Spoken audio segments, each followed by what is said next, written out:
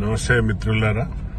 ఈరోజు కవిత press meet బహుశా తెలంగాణ ప్రజలు చూస్తుంటారు. దీనివల్ల అందరికీ బహుశా స్పష్టంగా అర్థమై ఉంటుంది.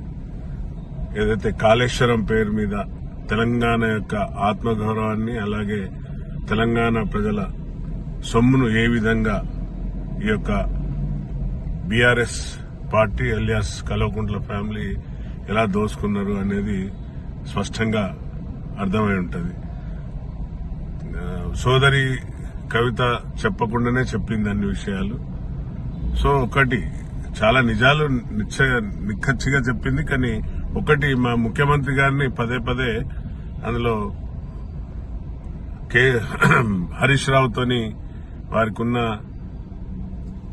సంబంధాలంటూ, వారితో ఉన్న చీకటి ఒప్పందాలంటూ ఒక లేనిపోని మా యొక్క పార్టీ మీద, అలాగే మా యొక్క గౌరవ ముఖ్యమంత్రి పైన నిందలేస్తుంది. ప్రజలు ఇవన్నీ గమనిస్తున్నారు. మా ముఖ్యమంత్రి గారు ఏది ఉన్నా కూడా నికార్సుగా నిట్ట నిలువుగా నిలబడి చెప్పే వ్యక్తి.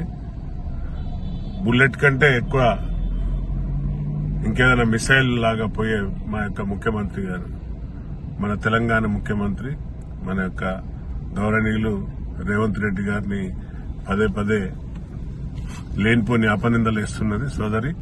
అయినా కూడా వాటన్నిటిని కూడా సమయం అనేది చాలా ముఖ్యం. సమయం ఎప్పుడు కూడా నిజాలు తేలుస్తుందని నేను నిన్న కూడా చెప్పాను. ఈ యొక్క కాళేశ్వరంలో లక్షల కోట్ల కోణమైందనేది స్పష్టంగా అర్థమైంది. ఇంకా ఈ పింకీ గొర్రెలు ఇంకా ప్రజలను మోసం చేయాలని, ఇంకా మోసానికి మా తెలంగాణ ప్రజలు మోసపోతారని అనుకుంటున్నారు. మొన్ననే మీ అందరికీ కర్ర కాల్చి వాత పెట్టింది వాస్తవం.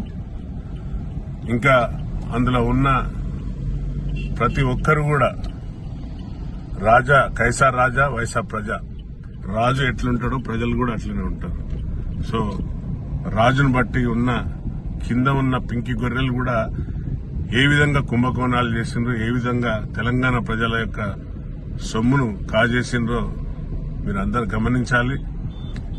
ఇంకా ఈ పింకి గొర్రెలను ఇంకా తెలంగాణ ఉద్యమకారులని ఇంకా చెప్పుకుంటున్నారు. చాలా సిగ్గుచేటు. ఆ తెలంగాణ త్యాగాల పైన ఎవరైతే మా కిష్టయ్య, మా పోలీస్ కిష్టయ్య, ఒక శ్రీకాంత్ చారి లాంటి యొక్క శవాల మీద పేలాలు ఏరుకొని తిన్న ఈ పింకి గొర్రెలను ఇంకా ప్రజల వద్దకు రానియకండి, తరిమి కొట్టండి. ఇన్ని రోజులు 10 ఏళ్లు తెలంగాణను ఒక రక్తం పీల్చుకున్న రక్త పింజర్లాగా ధనాన్ని, మానాన్ని అంతా దోసుకున్న ఈ తెలంగాణ ప్రజలను యావత్తు అప్పుల కుప్ప చేసిన ఈ యొక్క పింకి గొర్రెలను దయచేసి ప్రజలు ఎవరు కూడా విశ్వసించద్దు, నమ్మద్దని నేను ఈ మీడియా ద్వారా మీ అందరికీ తెలియపరుస్తున్నా. తప్పనిసరిగా సిబిఐ ఏ విధంగా దీన్ని తీసుకుంటుందో చూడాలి, వేచి చూడాలి. వీరు హైకోర్టుకు పోయి స్టే తీసుకొచ్చారు. ఇందులో సూత్రధారి, పాత్రధారి, మామకు తెలియకుండా అల్లుడికి తెలియకుండా జరిగిందా అనేది అందరికీ అర్థమైపోయింది. అలాగే మన తెలంగాణ యావత్తు ప్రజలను అప్పుల కుప్ప చేసి బంగారు తెలంగాణ చేస్తామన్న ఈ యొక్క పింకి గొర్రెలు తెలంగాణను అప్పుల కుప్ప మార్చి ఇప్పుడు మన తెలంగాణను కోలుకోలేని దెబ్బలా పడేసిన ఈ పింకి గొర్రెలను ఇంకా నమ్మద్దని నేను చేతులెత్తి నమస్కరిస్తున్నా. జై హింద్, జై కాంగ్రెస్.